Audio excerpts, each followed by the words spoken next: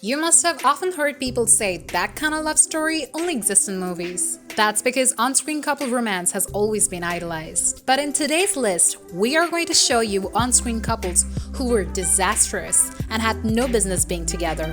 Let's begin. Andy and Nate from Wears Prada. You will find Nate constantly making fun of Andy's job.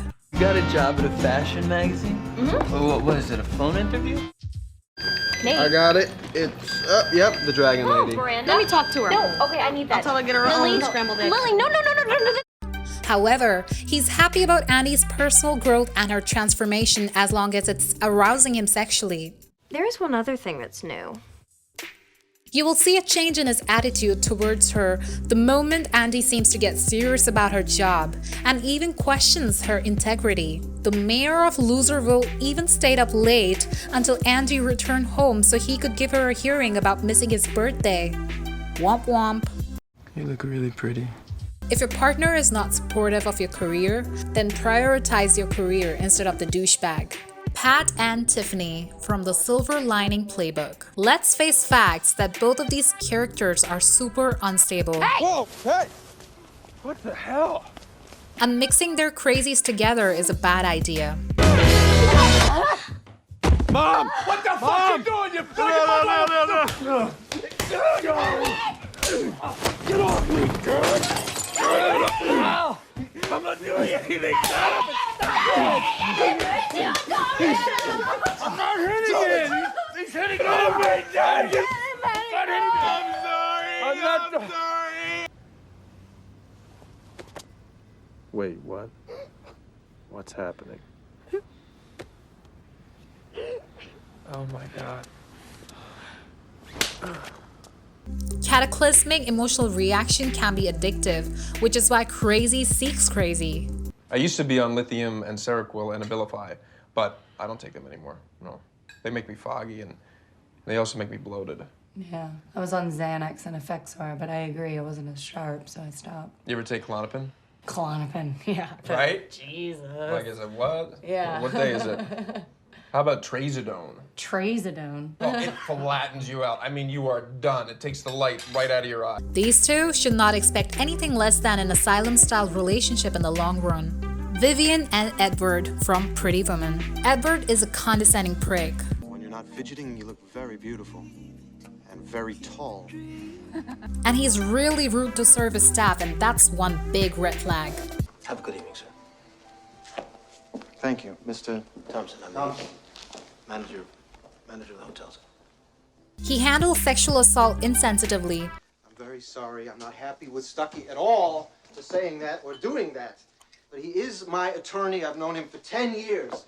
He thought she was some kind of an industrial spy. The guy's paranoid. What are you, my pimp now? You know, you think you can just pass me around to your friends? I'm not some little toy.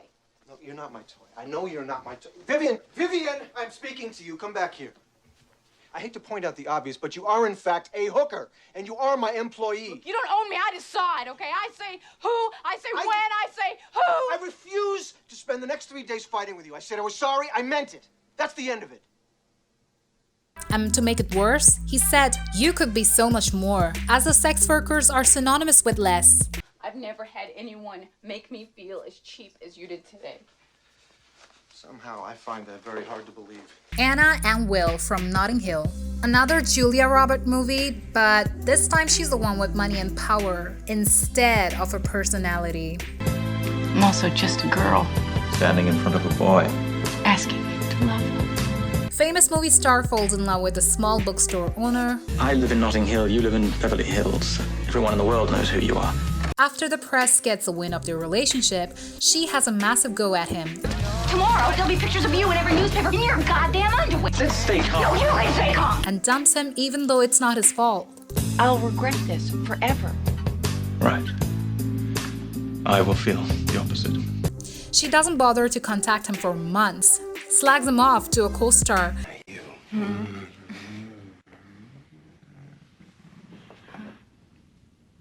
So tell me. Good surprise or nasty surprise? Good surprise. Oh, you're such a liar. She hates surprises. And then somehow at the finale, he ends up apologizing to her. Just wondered whether, if Mr. Thacker realized he'd been a daft prick and got down on his knees and begged you to reconsider whether you would, in fact, then reconsider.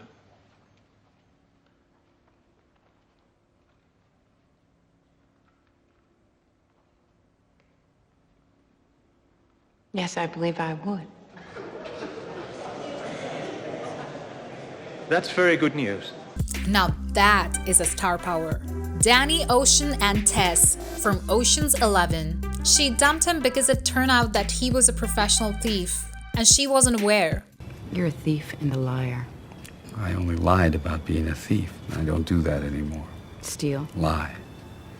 I'm with someone now who doesn't have to make that kind of distinction. No, he's very clear on both. He also spent a bunch of time in prison. Then he robbed a casino to prove his love to her, which she ended up being okay with. Man, the girl really said go big or go home.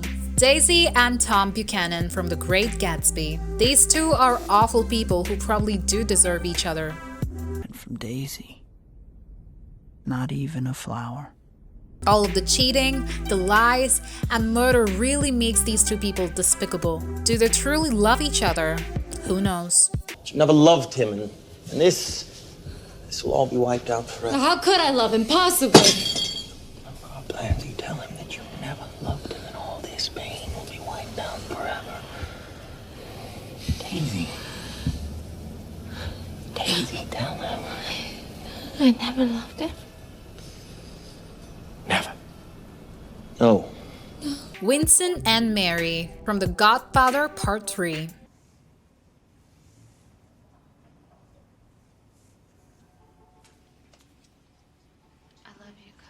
I love you too, cuz. Let me put it this way. You are freaking cousins. It's gross. Period. You gotta understand, Mary. You gotta understand. I'll always love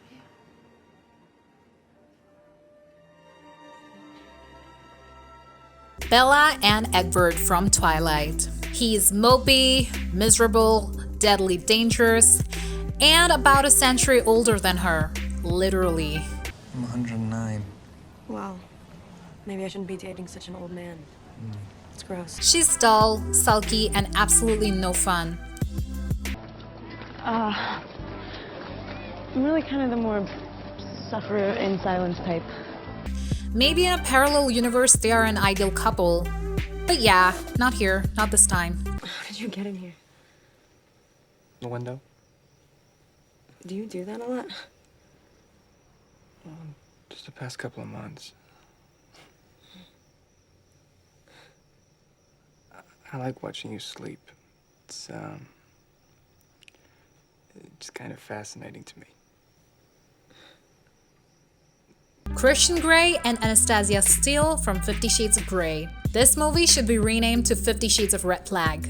It successfully glamorized the harmful and unhealthy relationship that Christian and Anna have. The rules stand. What if I break them? Then there'll be consequences. Punishment. Yes. Why do you want to punish me? Anna. Why do you want to hurt me? I would never do anything to you that you couldn't handle. But why do you even want to do anything to me at all, Christian? If I told you, you'd never look at me the same way again. Do you want to punish me right now? Yes. I want to punish you right now. Anna, stop. Why do you need to? Because it's the way I am! And since when a binding sex contract, stalking, compulsive and controlling behavior is considered romantic? The dominant may flog, spank, whip, or corporally punish his submissive as he sees fit, for purposes of discipline, or for his personal enjoyment. Well, maybe it doesn't matter if you're a sociopath as long as you're a billionaire. Danny and Sandy from Greece. Danny makes Sandy realize that their romance was over with Summer. He shows her a very different side of himself that makes Sandy cry several times in the movie. What happened to the Danny Zuko I met at the beach? Well, I do not know. I mean, maybe there's two of us, right? Why don't you take out a missing persons ad or try the yellow pages? I don't know. You're a fake and a phony, and I wish I'd never laid eyes on you. Whoa! I wonder if she carries silver bullets. He ruins a perfectly good dance night by being incapable of resisting cha-cha-cha with another girl.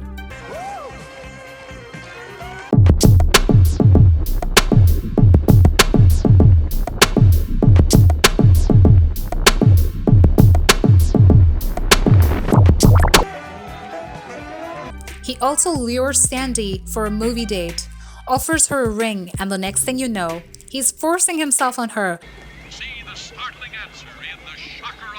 Danny! Sandy! Oh, Sandy. Danny, what's he doing? Oh, Sandy, don't worry about it. Nobody's watching. Danny, get off me! Sandy, what's the matter with you? I thought I meant something to you. To you? You think I'm gonna stay here with you in this sin wagon? You can take this piece of tin? Sandy, you just can't walk out of a drive-in. It becomes completely apparent that Danny only wants Sandy when he can't have her. Sandy had to transform herself from being an innocent Aussie girl to someone who had to push herself in a catsuit, a leather jacket, and take a fag in order to look cool enough for Danny.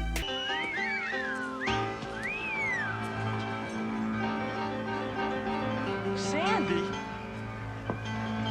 Tell me about it, Stud. That's one unfathomable love story. Which terrible twos do you think should not be together? Let us know in the comments. Give this video a thumbs up and be sure to subscribe to our channel with the notification bell turned on.